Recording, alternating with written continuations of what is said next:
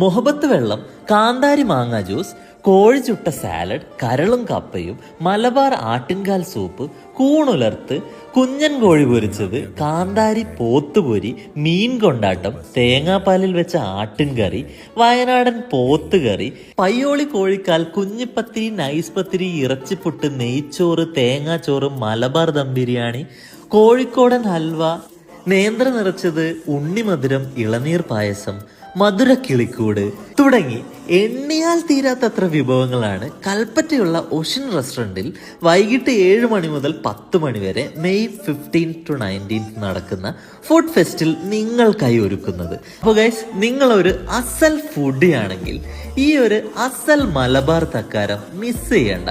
നിങ്ങൾ കൂടെ കൂട്ടാൻ ആഗ്രഹിക്കുന്ന ആൾക്ക് ഈ ഒരു വീഡിയോയും കൂടി അയക്കാൻ മറക്കണ്ട കേട്ടോ. അപ്പൊ വന്നോളി, തിന്നോളി, ഉള്ളം നിറച്ചോളി. മറ്റൊരു വീഡിയോയിൽ കാണുന്നവരെ ബൈ ഗൈസ്.